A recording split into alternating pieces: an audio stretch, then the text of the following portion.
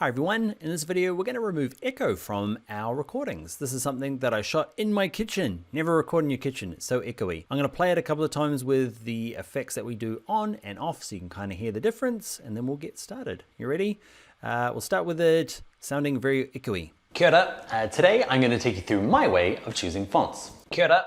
Today I'm going to take you through my way of choosing fonts. Kia ora. Today I'm going to take you through my way of choosing fonts. I might have overcooked mine a tiny bit in this tutorial, but it's pretty amazing what you can do with the reduce reverb effect in Premiere Pro. Let's jump in and get to it. All right, let's start with importing from the sound folder, something called echo, and let's make a new sequence from it. And let's use our shortcut Option plus to zoom in on the audio. Have a little look, let's listen.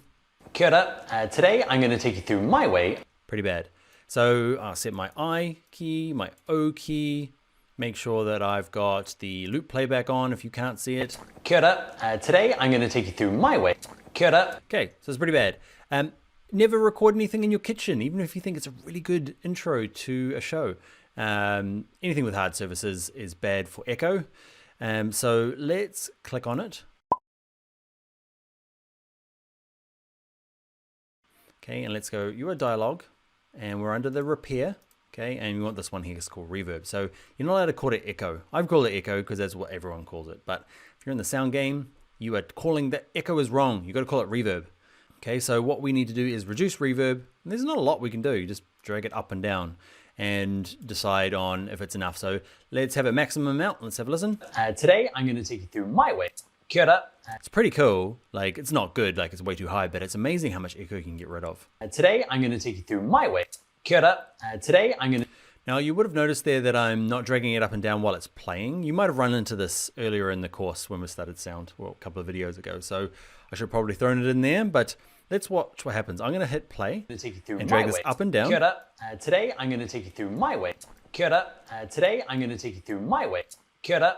Today. Okay, I'm just kind of like listening with my ear going like, how much of this can I apply? Because it does adjust as we're going. What you might find is, especially if you're using this one. Today I'm going to take you through my way.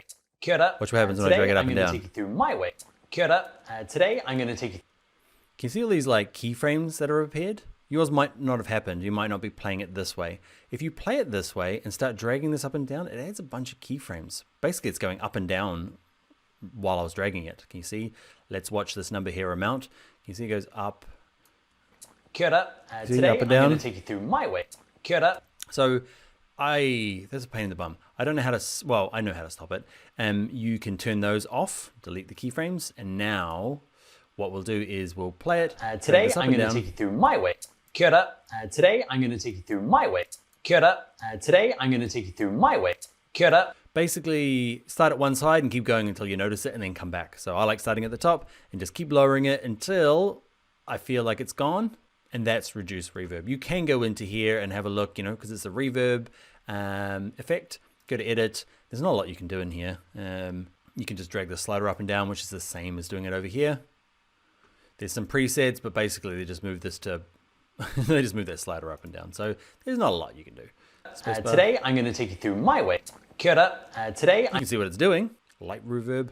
Okay, so one thing that I'll mention here as well is we've been using like dialogue, slide reverb, go into here. If you know you just need reverb, you can go to your effects. Okay, mine are over here in this kind of workspace, and just type in de-reverb. Okay, and just go straight to the source and just drag it straight on. There's nothing different here, but you'll probably find you'll end up adding a few of them. So in this case, you know, that's it. Add reverb, lower reverb. It's not gonna get rid of everything, but it's pretty amazing how much it can get rid of. But if you're like, oh, there's still a hint of reverb, it's pretty impossible if it's really bad. In my experience. Next thing I want to show you is, like, often we're not just doing these things in isolation. Like I was using this lapel mic and it was okay. Now there's a bunch of stuff you can hear in the background. Now in this clip, there's always a bit of pre-roll you can find. I've left this bit in here. There's like, it's just me not doing anything. So let's have a look. Like actually let's clear the in and outs and let's see what else I can get rid of. I like to work in these echo. You need to listen to the dialogue, but over here, there's no echo, but there's some stuff going on. Junk, noise floor. Let's have a look. So I want to find a bit that, not doing my sucking lips and drinking stuff. So something like that. Let's preview that. You see so much going on. Okay, so what I want to do is a couple of things. And it's this balancing act now that I've shown you noise and isolation and dehum and isolation and de-essing and all that sort of stuff. So it gets to jobs like this where you need a bit of it all. And why do you need it all? Because reduce noise, especially if you're in this bit, if I just turn on reduce noise and crank it up, watch this, it just goes flat and you're like, done, job done. Okay, the problem is that when you add that much level of denoising to the dialogue as well. Today I'm going to take you through my way. It's not too bad. Today I'm going to take you through my way. It makes me sound a little bit robotic. Okay, so what you need to do is this balancing of all of these. Okay, reduce reverb. Okay, get it to a nice point. Make sure the dialogue's okay. And in this case, the noise are just sounding a bit too robotic. So today I'm going to take you through my way. Trying to find a nice place. And the other bit is adding a bit of, in my case, I'm in my kitchen. There is this dehum in here. I can kind of hear it when I was practicing. Okay. So I'm going to set my out point and I'm going to listen. Now this is a little hard, you know, get the file yourself, set the in and out points, play around with the dehum on and off. I'm in Ireland, so it's going to be probably the 50 Hertz. I know, because it's me. I know where I live.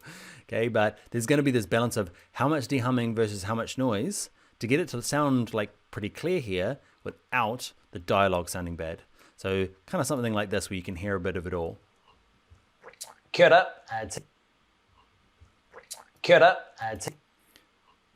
Now just turning dehum on and off while it's playing. Let's go this in.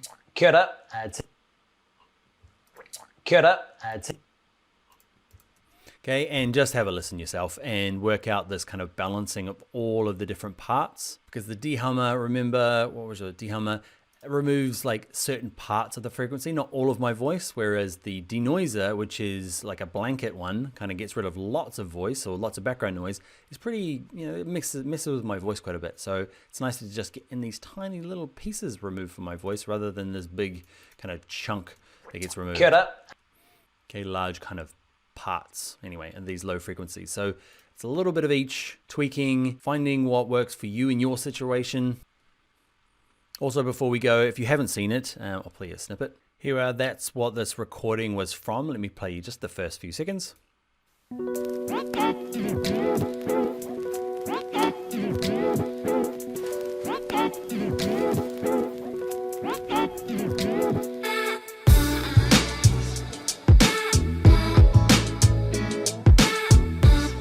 Kia ora. Today I'm going to take you through my way of choosing fonts. All right, so that was where I shot it for, and just a little intro for these kind of sort of things. If you haven't seen the Bring It Laptop Show, it's free, it's on YouTube, check it out, so like and subscribe. It's kind of short pieces. Edutainment is what it's called, a little bit lighter and less software focused than what we're doing here. What you might have noticed, or if you heard it there, the echo's still there. Why is the echo still there? It happens to me all the time. I'm in Premiere Pro, I'm fixing stuff, turning it on and off, but it's part of like, that one there is like an hour long, so there's like 100 little changes that I've made, and I've gone and done something like this where I've turned it off, turned it on, oh, it's great, and then left it off and rendered, and it's gone out, and because it's a production team of 2, or for that show, that particular episode, there was just a production team of 1, just me, recording, editing, and I end up just leaving it off. Spent a lot of work getting rid of the echo and left it on, and it's now stuck in YouTube and you can't replace it. So there you go. All right, that is it, removing echo, but you got to call it reverb from now on. I'll see you in the next video.